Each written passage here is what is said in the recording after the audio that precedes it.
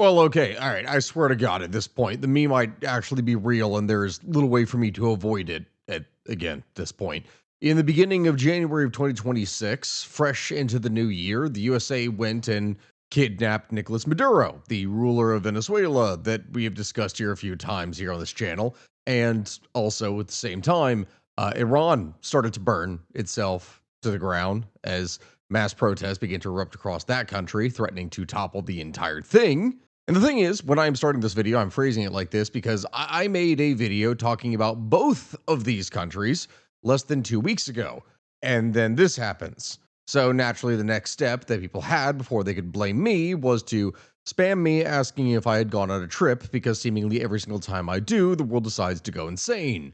Which I know for a lot of you who may be watching some of my videos here for the first time, that sounds pretty stupid. I do get that. But guess what? I received those messages when I was visiting family in Florida, literally the day before I left for Japan, then Thailand. So I guess you can be the judge as to whether or not I am to blame here at this point. I don't really know. I swear to God, I do not know. Either way, Venezuela. Oh, dear Lord, Venezuela. All right. I will be honest, say what it is that you want about the situation, but regardless of how you feel about it, you have to admit that the memes coming out of this event have been amazing, to say the least. Did you kill him? What kind of fucking animal do you take me for? No, I didn't kill him. Oh, fuck. But I did kidnap his wife. Oh, no! Just to put it bluntly, for those of you that have somehow not heard about what happened before, I literally just told you, US President Donald Trump had long threatened that he could order military strikes on targets on Venezuelan territory after months of attacks on boats accused of carrying drugs from the South American country. This was then finally followed up on the 3rd of January 2026, when indeed military strikes on Venezuela were launched and US forces would go in and capture President Nicolas Maduro and his wife, Celia Flores, and the operation, codenamed Operation Absolute Resolve, would begin around 2 a.m. local time, with the sound of explosions kicking things off. The U.S. Armed Forces would bomb infrastructure across northern Venezuela to suppress air defenses, as an apprehension force would go and attack Maduro's residence in Caracas, breaking into his compound, capturing him before he could make it to his reinforced safety room, and then killing dozens of his Cuban guards to break out, all in the span of like 2 hours. 2 frickin' hours. That's it.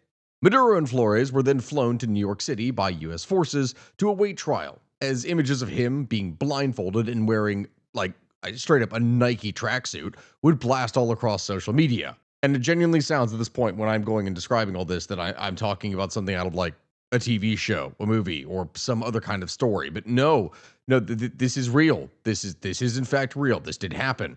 And needless to say, as you can probably guess here, my friends, this is the most far-reaching U.S. military mobilization in the Western Hemisphere since the 1989 invasion of Panama.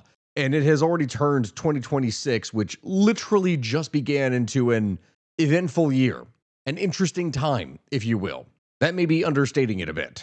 I can really only say that if the year started off like that, I can only imagine then what the rest of the year has in store for us. But either way, this, of course, brings us to the questions that we always ask here on the History of Everything. How exactly did we get here? What is going to happen next? Is the U.S. at war with Venezuela? Is this Iraq 2.0? What does this mean for other geopolitical conflicts or situations? All of this we're going to be talking about here, of course, but we need to establish a bit of context first. But speaking of things that create a lot of strong feelings on the internet, today's video has been sponsored by Venice AI. And yeah, I know. Now, hear me out here first, my friends. I know that there are a lot of strong feelings regarding AI, and look, I'll be blunt with you. I'm not going to advocate that, you and I use it to replace people who are doing real work. I'm never going to say that. My employees that support me and my channel are human, and they are also here in the United States. I do not abuse foreign cheap labor. There was that one time I did tie up my editor in the basement, but that's besides the point. But either way, I do get the hesitation that people have when it comes to AI and feeding it your information. After all, OpenAI has even hinted that they may require government-issued IDs in the future, which, would you feel comfortable giving your ID to use ChatGPT? Probably not, but that is where Venice AI can be such a useful tool to support you, as it is private and completely uncensored. There are no content filters that holds it back or you back, and you can explore any topic, ask any question, and get a direct, unfiltered answer. It treats you like an adult who is actually capable of having a conversation, not a child. Which is nice, but the best part is that Venice is completely private. Your chats and data are stored only in your browser, never on any of their servers. You can create, brainstorm, and explore without a single worry about your data ever being tracked or stored, which that is crucial. And if you pay for the Pro plan, you unlock advanced tools like PDF uploads for instant summaries, which for any student, researcher, or professional that is going through 200 pages of government documents, that can be a godsend. Trust me, I know. You can do this by clicking my link down in the description and using my code HistoryOfEverything to get 20% off a Pro plan. Or just try the free version if you want. It's nice. Now, before the angry comments start swarming in, thank you, Venice AI, for sponsoring me on videos that regularly get demonetized, thus allowing me to actually pay my editor in order to feed his family, as well as my own. And now back to the show. Okay, I say that, right, but if you've been watching things here on this channel for a while, you likely have seen one of the, 3 different videos here that we've done on Venezuela. It's varying different crises, political disasters, and of course, problems with the United States and much of the world. And so to that end, it really would be kind of pointless to go back and do a complete rehash of all of these things. You can check out an earlier video of mine if you want some deeper context, because there is a lot to talk about all this. Instead, we're going to need to focus more specifically on the history of U.S. relations with Venezuela and why things are so tense and have been so tense, because the operation to detain the Venezuelan president did not happen overnight in a vacuum. This wasn't just some spontaneous thing, as much as some people on the internet would have you believe that it's like, oh, there was no way anything like this would happen. It was completely unprecedented. Well, maybe unprecedented in terms of how quick and effective it was, but it makes sense as to why it happened. The roots of the confrontation stretch back more than 2 decades to the initial election of Hugo Chavez and his policies, which both broke the Venezuelan state as well as heavily soured its relations with the US and other Western powers. So with that all being said, we're going to need to dive in. To begin, as I've kind of again explained in previous videos, for the first half of the 20th century, relations between the United States and Venezuela were defined by oil, something that, depending upon where you are in your political position, or where it is, at least in your terms of belief of U.S. foreign policy, that is something that has always influenced the U.S., to say. Venezuela was a fairly stable democracy, which, please, for the love of God, notice the air quotes that I put there. It's very sarcastic. And it was a crucial supplier of crude to the U.S. Standard Oil, and other American firms would dominate the Venezuelan oil sector. Now, while this created economic ties, yes, it also did foster a deep level of resentment over perceived U.S. economic imperialism and the disparity of wealth that would be created as a result. During this era, Washington would generally support Venezuelan governments that maintained a favorable environment for American business interests, regardless of their domestic policies, which usually were not necessarily great for the average Venezuelan, very common over the course of the Cold War. Either way, following the fall of the dictator Marcos Pérez Jiménez in 1958, Venezuela would go and establish a democratic system known as Punto Fijo. The U.S. would strongly support this stability as a bulwark against communism in Latin America. But American support for the region's authoritarian regimes during the Cold War oftentimes would conflict with its professed democratic values, which would create friction amongst leftist intellectuals in Venezuela, who would later form the backbone of Hugo Chavez's movement. And that is where the major problems really begin to arise. The election of Hugo Chavez in the late 1990s would fundamentally alter the trajectory of U.S.-Venezuelan relations. Chavez's Bolivarian revolution was explicitly anti-imperialist and socialist, and from that, extremely anti-United States, viewing the U.S. as a hegemonic power that was responsible for Latin American poverty, which there are some cases where you can make an argument for that. There are others to where it is way too large of a scapegoat, ignoring the local problems that already exist in an area. But again, we have already covered that before in previous videos when talking about Venezuela. In order to resolve these issues and strengthen the state as well as the revolution, Chavez would push through constitutional changes that would gradually concentrate more and more power into his own hands and would later nationalize the oil industry that had been built up by the United States in the first place, inevitably putting Venezuela on a collision course with Washington. To describe tensions during this time as high or unpleasant would be a bit of an understatement. Because you see, my friends, Chavez would actively seek to counter U.S. influence in the hemisphere by aligning with American adversaries. This would include Cuba, China, Iran, Russia, just the absolute beacons of peace and democracy in the world, as we all know. Venezuela would go and expel diplomats and US-backed NGOs, accusing Washington of trying to destabilize the country, while the US would in turn respond by criticizing Venezuela for ruling as a dictatorship and restricting press freedom. There's also a thing to note here that Chavez would go and promote regional integration organizations like ALBA, which is the Bolivarian Alliance for the Americas, and Petrocarib as alternatives to US-led trade models like NAFTA. Domestically, the Chavez government would then use oil revenue to expand its social programs, which, yes, did increase its popularity, but economic mismanagement and corruption meant growth fell far short of its potential, as quite literally everything was reliant on oil, and no other kind of proper industry was ever built up to maintain any reasonable kind of economy. This would be a consistent problem over the course of the next couple of decades. But the thing is, no matter how inefficient, no matter how corrupt or authoritarian the regime of Chavez became, there were two factors that Chavez could rely on to maintain power. One, his framing of himself as a bulwark against U.S. imperialism, and his use of oil money to fund said social programs that I spoke of here before, keeping the people reliant on the state. As just one example of this, Chavez would frequently use fiery populist rhetoric, famously at one point referring to President George W. Bush as the devil during a speech at the UN, while the Bush administration would largely typically dismiss him as a clownish nuisance that doesn't really have much importance, just is more of a constant annoyance, if you will.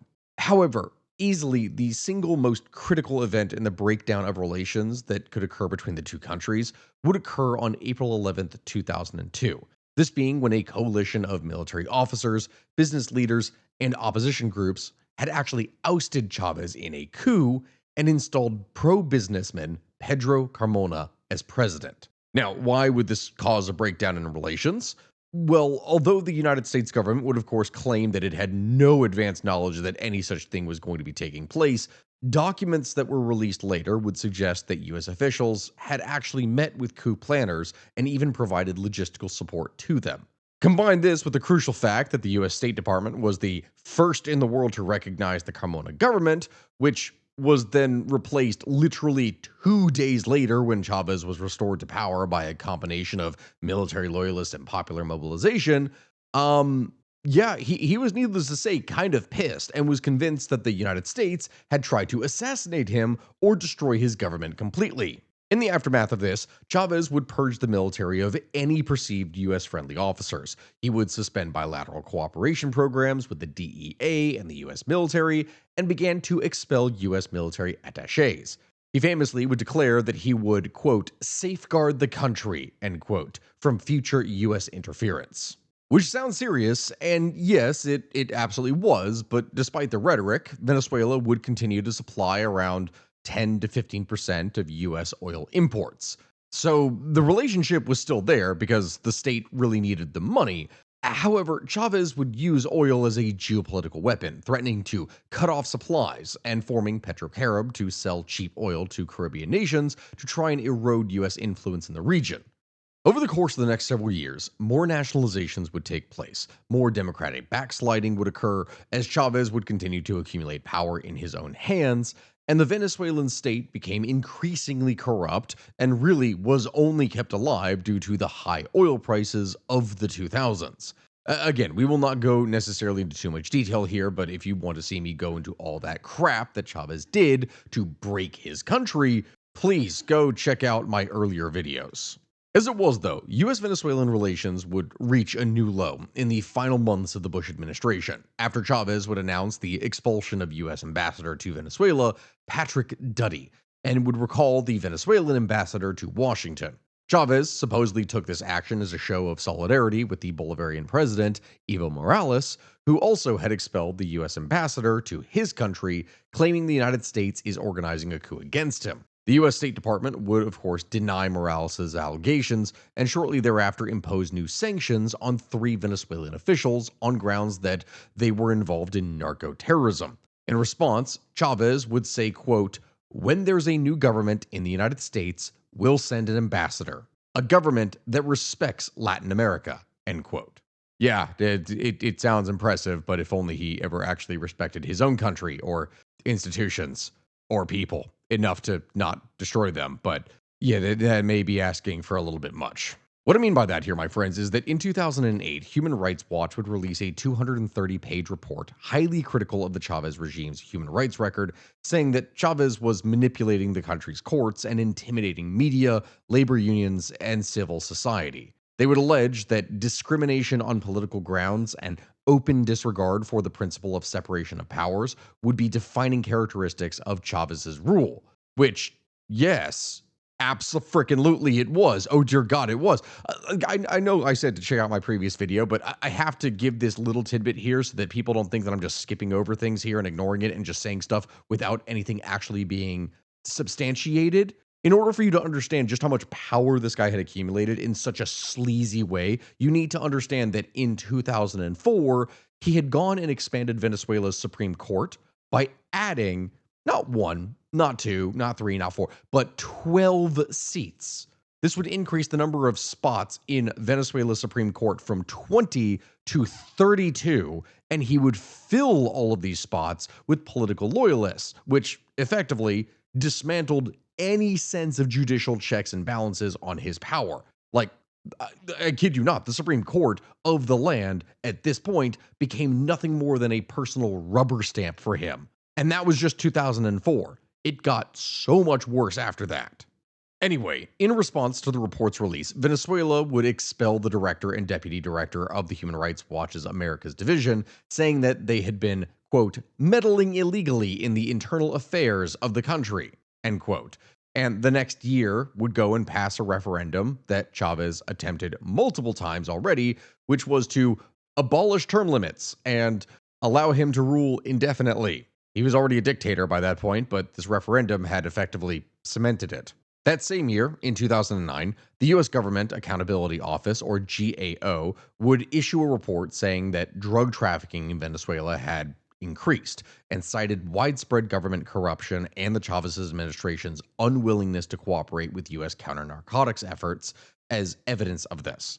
The report would say that Venezuela had undermined the U.S. Plan Colombia counter-narcotics program, pointing to a permissive environment in Venezuela for the Revolutionary Armed Forces of Colombia, or FARC, as we have actually already done a video on here before. That is a Colombian leftist paramilitary group that was funded in part by drug production and trafficking through Venezuelan territory. Chavez, of course, would naturally deny the GAO's allegation and would instead accuse the U.S. government of hypocrisy, calling the United States, quote, "the top drug trafficking country on the entire planet," end quote, which, depending upon where you are, and at the time, considering what was going on in Afghanistan, there is an element of truth to that, to where things were done, but not as an effort to fund U.S. efforts, more so things were permitted. It's murky. We covered a whole thing on how the Taliban became drug lords, if you want to go back and see that. That explains that whole process in the first place. But either way, this is where the narco-terror angle really begins to set in for the Venezuelan state. And a few months after is when Russia gets involved. In September of 2009, Chavez would go and announce that Russia had opened a $2.2 billion line of credit for Venezuelan arms purchases. With this, Chavez was able to buy 92 T-72 tanks and the S-300 anti-aircraft rocket system. The announcement came as tensions between Venezuela and neighboring Colombia had reached a new high over Colombia's accusations that Chavez had been aiding the FARC organization, and because a recent accord had allowed the United States to use Colombian military bases in its counter-narcotics efforts. Chavez would say the anti-aircraft rockets were necessary to prevent an attack from the United States, saying, quote, If that happens, they should know that we will soon have these systems installed, and for an enemy that appears on the horizon, there it goes. End quote.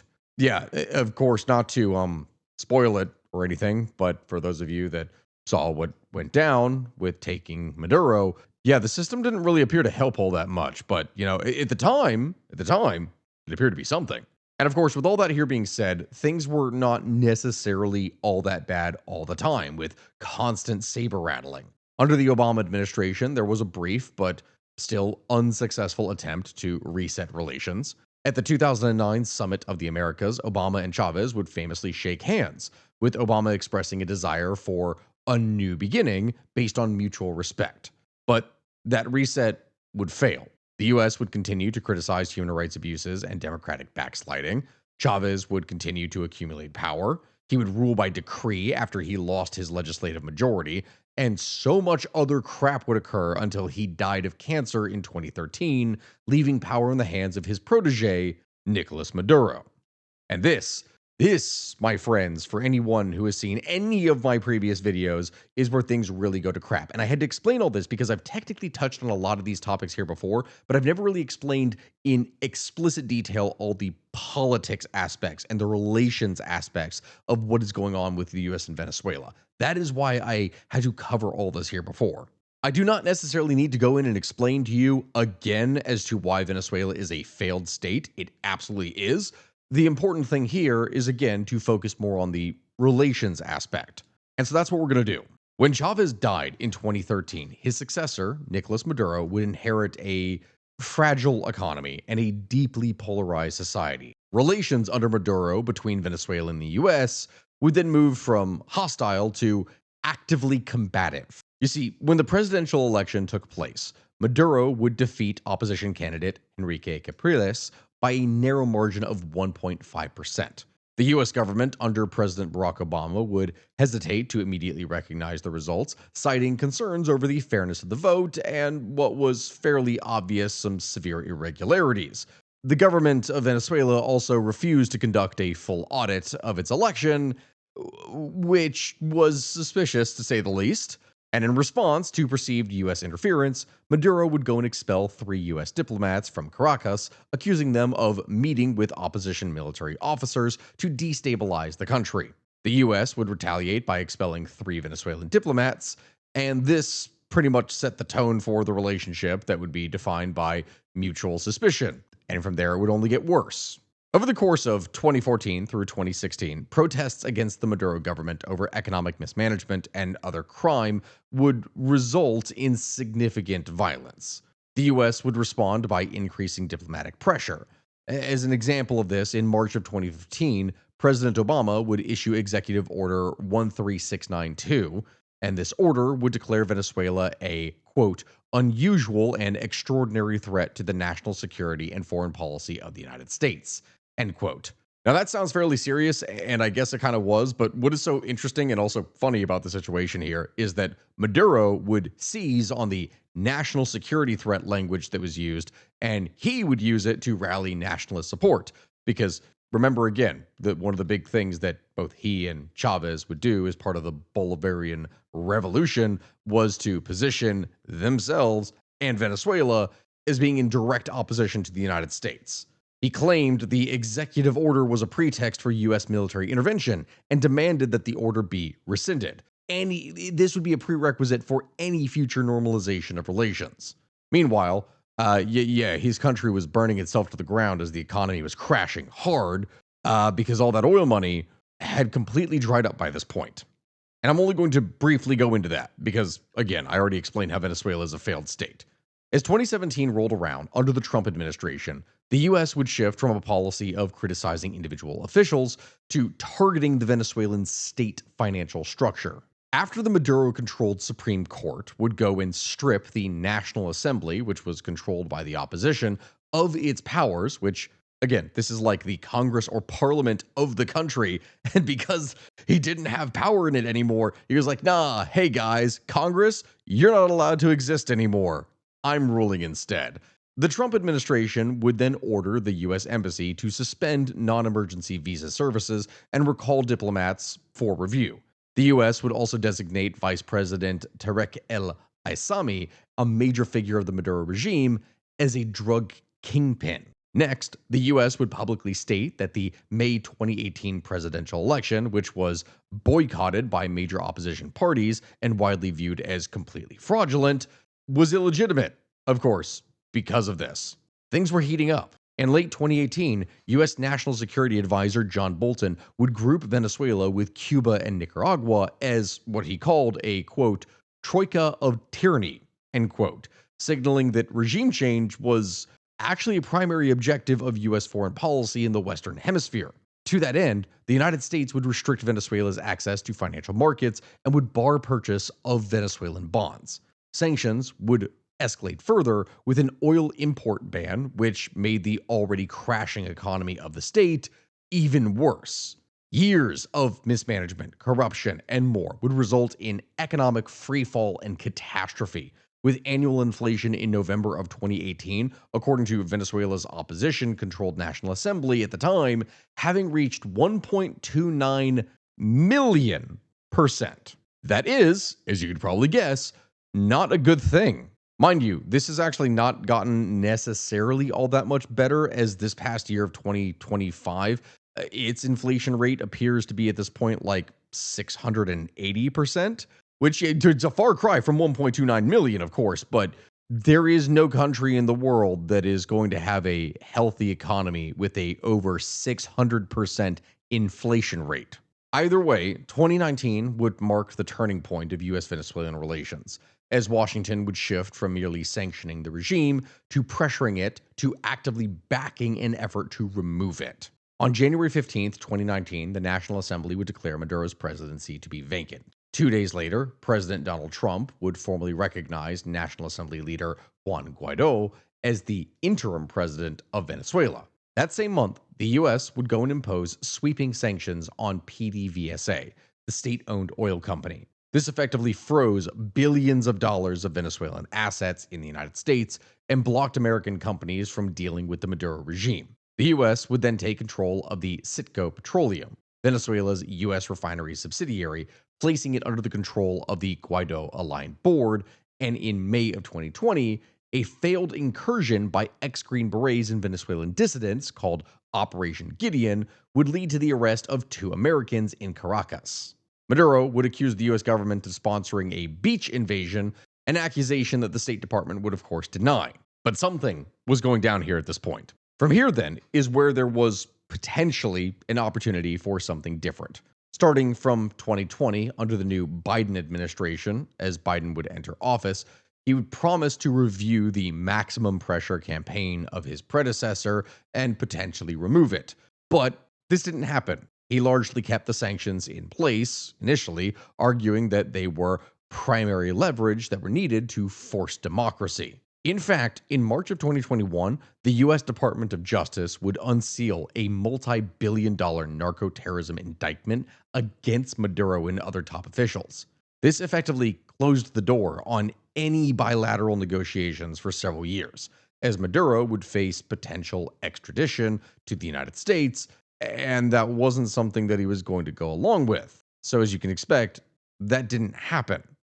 Reality tends to complicate plans, and following Russia's invasion of Ukraine in early 2022, global oil prices would spike. The U.S. thus began to explore the idea of relaxing sanctions on Venezuela to increase global supply and to isolate Russia, seeing it as a much bigger threat and destabilizer. In late 2022, the energy giant Chevron was granted a limited license to pump oil in Venezuela, though sales were restricted to the U.S. market to prevent revenue from going to the Maduro regime. It wasn't much, but it was something, and tensions from here would actually ease somewhat by this point, and things seemed to really be at least partially normalized. So what happened? Well, all the problems that we'd been discussing about the Maduro regime, its horrible policies, its corruption, its brutal crackdowns on the population, political manipulation and intimidation, and of course, narco activities, never actually went away. It's just with the whole Russia issue, Venezuela was effectively put on the back burner. Then 2024 happened. For context of this, in 2023, the Maduro government and the unitary platform, that's the opposition that was standing against him, which had been estranged for the last several years, would reach an agreement in Barbados to hold free and fair elections in 2024. In response, the US would issue General License Number 44, which would temporarily ease oil, gas, and gold sanctions for 6 months. It could have been the start of fixing things with the broken state. However, despite the agreement, the Maduro regime would very quickly begin to violate any pretense of democratic values by disqualifying the leading opposition candidate, Maria Corina Machado, from running. Yeah, because nothing says freedom and fairness by removing your opponent before they can do anything. What followed was a very obvious train wreck. The July 2024 presidential election would proceed without international transparency, and Edmundo Gonzalez, the opposition candidate, would post detailed vote tallies showing how, hey, despite everything, the opposition was winning a landslide victory.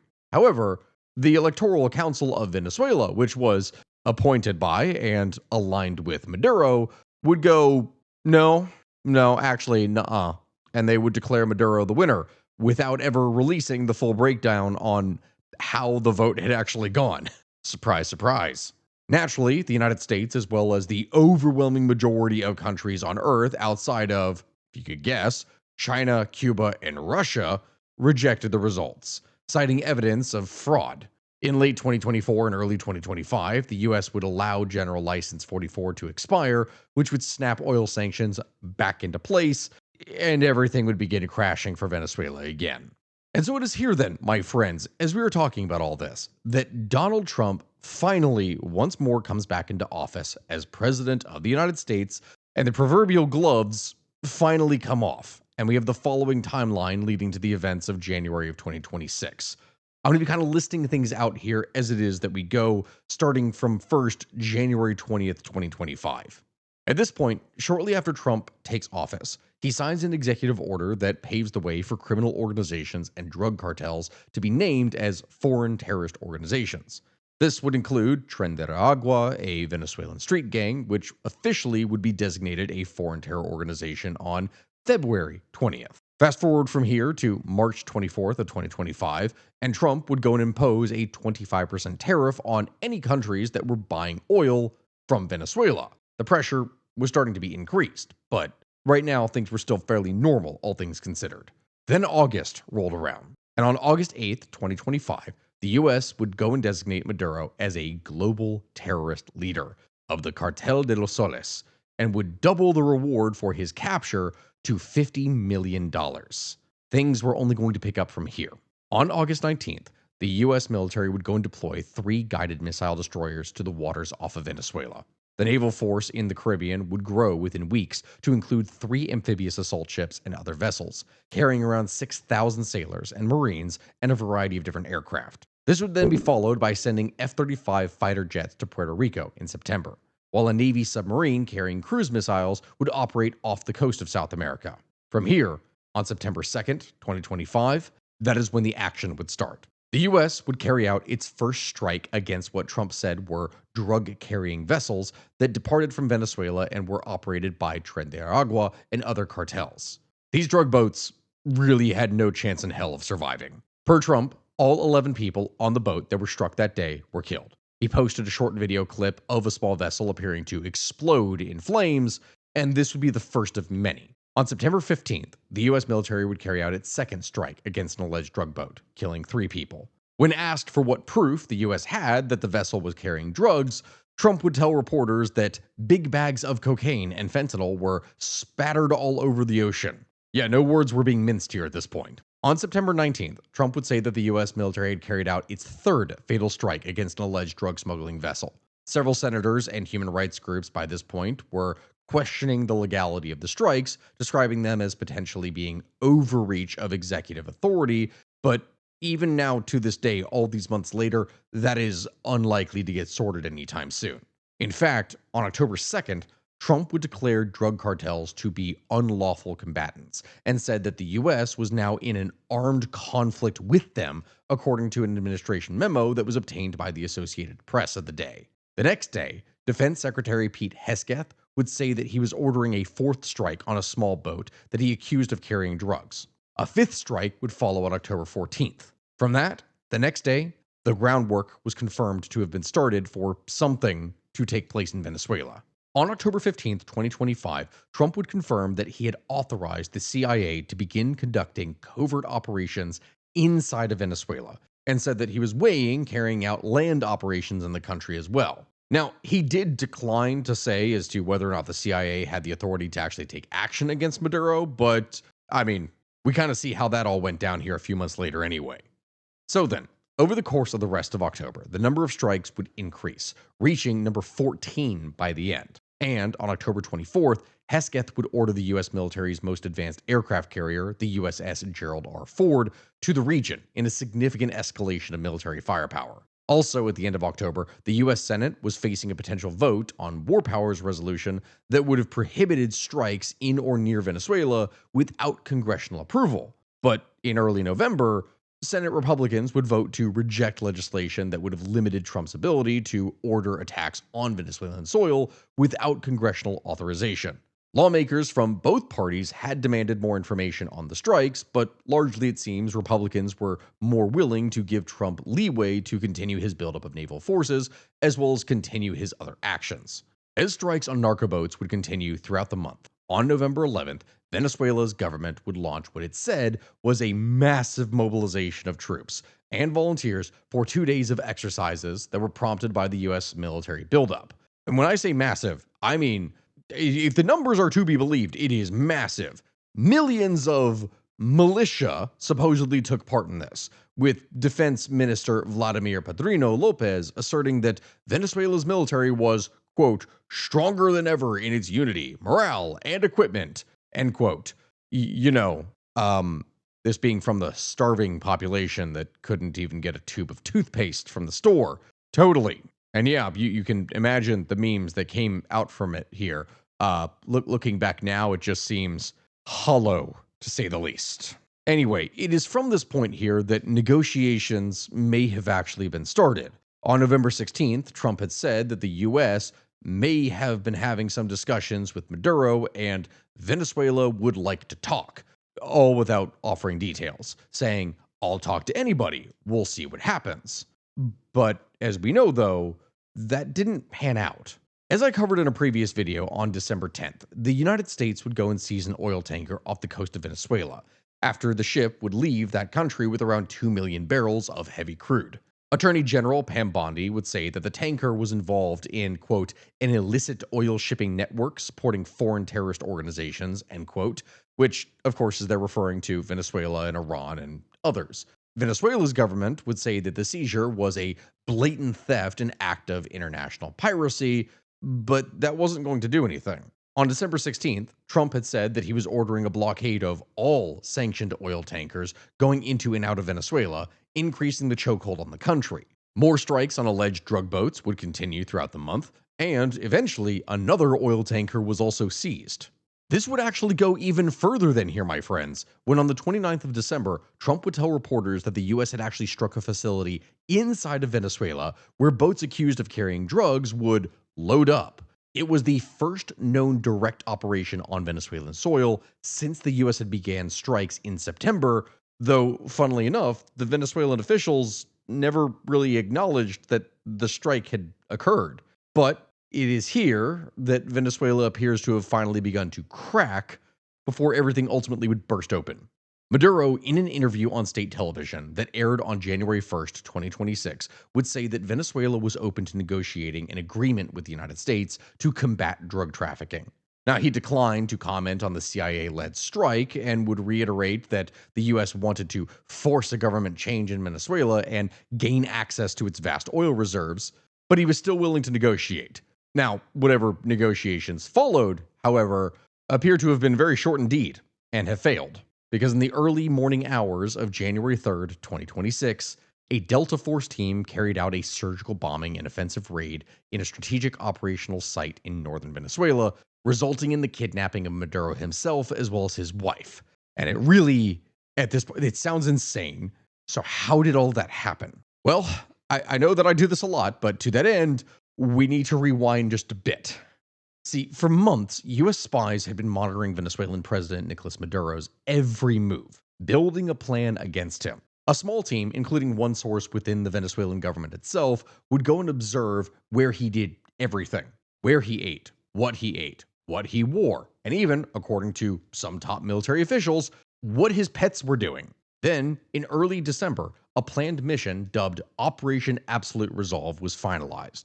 It was the result of months of meticulous planning and rehearsals, which even included elite US troops creating an exact full-size replica of Maduro's Caracas' safe house to practice their entry routes, which I later learned actually occurred here in my home state of Kentucky, and I had no idea that any of this was going down. But it did. As it was, though, here, my friends, the final order from President Trump to begin the mission would come in at 2246 hours Eastern Time on Friday, January 2nd. There would be a small delay, but what followed was a 2-hour and 20-minute mission by air, land, and sea that stunned pretty much everyone.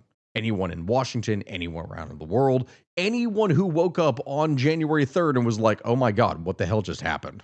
In terms of scale and precision, this was virtually unprecedented. More than 150 aircraft, including bombers, fighter jets, and reconnaissance planes, were deployed, with loud explosions being heard in Caracas at about 2 o'clock in the morning local time. Plumes of smoke were seen rising over the city as military installations were hit, and anti-aircraft defenses were destroyed. Power to the city would die, and eventually from there, everything would go dark. As strikes rang out across Caracas, US forces would make their way into the city and arrive at Maduro's location, a militarized fortress safe house just after 2 o'clock in the morning. They were heavily armed and carried a blowtorch in case they had to cut through the metal doors of Maduro's safe house, but that didn't end up actually happening. The troops would take fire when they arrived, and one of the US helicopters was hit, but it was still able to fly. The apprehension force would then descend into Maduro's compound and move with speed, precision, and discipline, quickly taking out Maduro's Cuban bodyguards as they captured the president and his wife, fleeing to their safe room. Soon after this, they were on a flight back to the US, Nike tracksuit and all, and it was done. What is so insane about this, my friends, here, as I'm describing all this, I'm using very bare bones language. Anarchy, if anyone who is curious in here, Anarchy TV just did like a full breakdown of exactly how the operation took place, and I do recommend that you go and check out his video because it's absolutely worth it. But to understand the scope of how insane this was, US forces suffered not a single fatality in this endeavor, and as a result, memes very quickly began being made and spreading all across the internet, saying things like, now that's how you do a special military operation, obviously referring to Russia's still ongoing efforts in Ukraine that have gone on since early 2022. Yeah. The question, of course, looking at all of this becomes, well, what now? That, my friends, is where things get extremely murky. Because to be blunt, regardless of how it is that you feel about the actions, Operation Absolute Resolve was a massive political and strategic success, both for Trump's foreign policy goals as well as the domestic popularity of the MAGA movement, at least in terms of the initial phase. Obviously, there's a lot of people that are very upset that these events took place, but you cannot deny that they were immediately successful, and the immediate fallout and bloodshed was extremely minor. Many people in the aftermath of this would go and compare what happened to America's previous efforts and blunders in the Middle East, as well as Vietnam, which, at first glance, when you go and compare them, it does seem to make at least some sense. But in order to keep things in perspective, you need to understand that the capture of Saddam Hussein took place 10 months after the Anglo-American forces had invaded Iraq, and it was way costlier in terms of money, effort, and casualties. Like, yes, although you could say the Trump administration is taking things up a notch with this hawkish move, it is simultaneously avoiding the counterproductive blunders that were made by the neoconservatives of the early 2000s, but we can only really see if later on it does actually work out.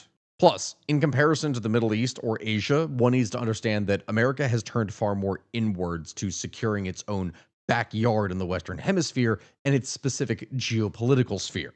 To clarify what it is that I mean, U.S. national security concerns focus on territory from Greenland and Alaska in the north to the upper parts of South America.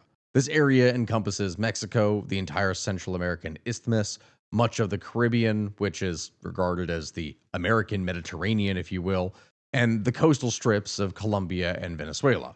Any challenges to U.S. interests, any challenges, especially from the presence of hostile external powers, that is deemed to not be acceptable within the American sphere of influence.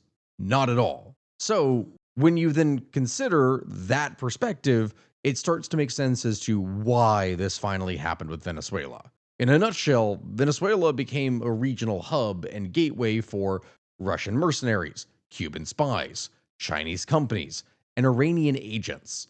All things that the United States, and Trump in particular, does not want in its proverbial backyard. Furthermore, the horrible mismanagement of the Venezuelan economy would fuel waves of millions of illegal migrations.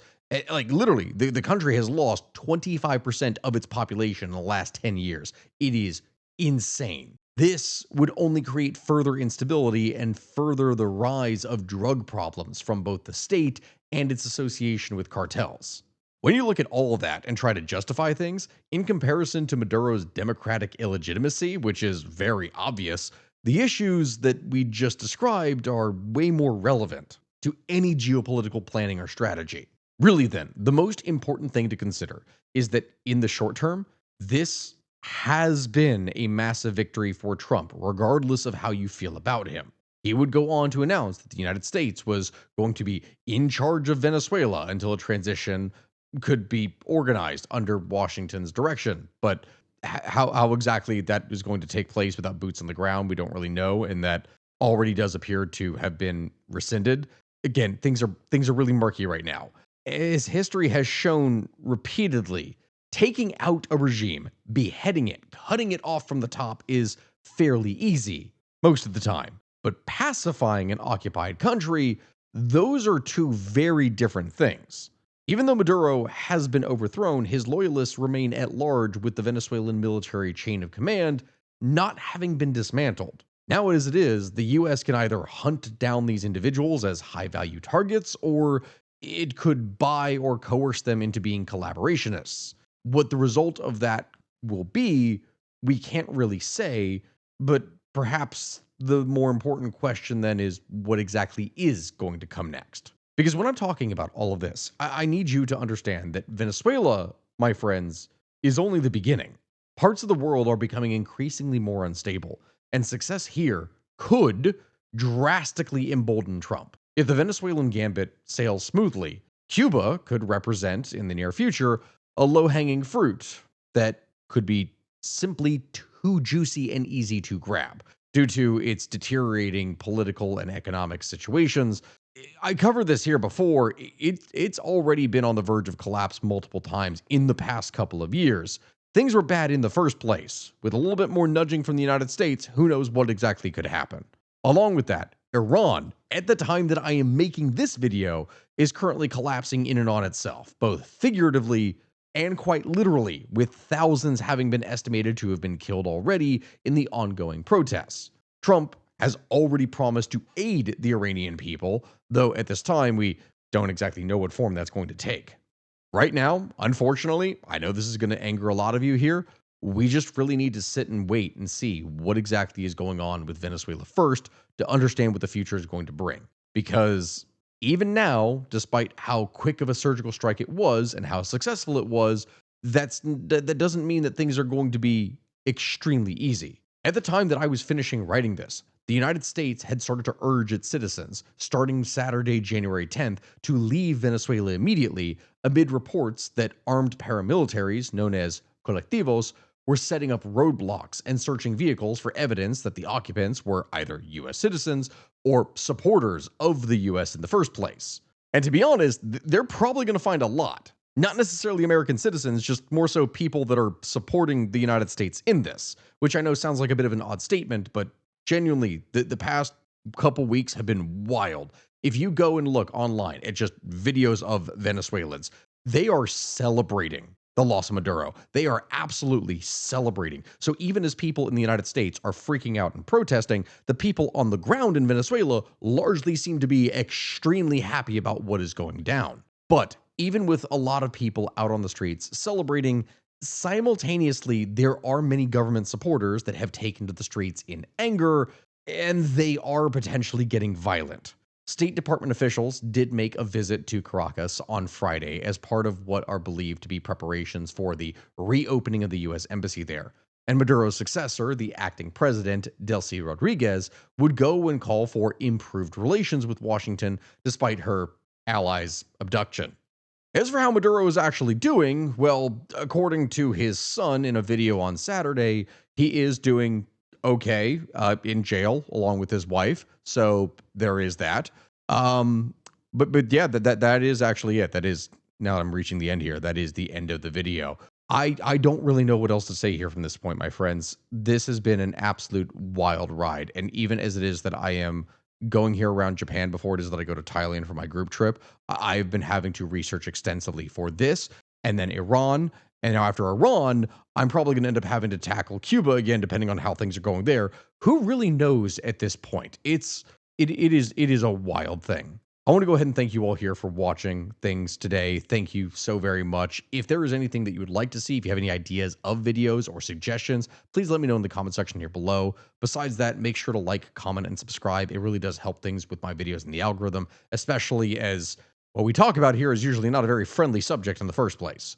So, yeah, either way, thank you all my friends for watching. I will see you all here next time, and goodbye.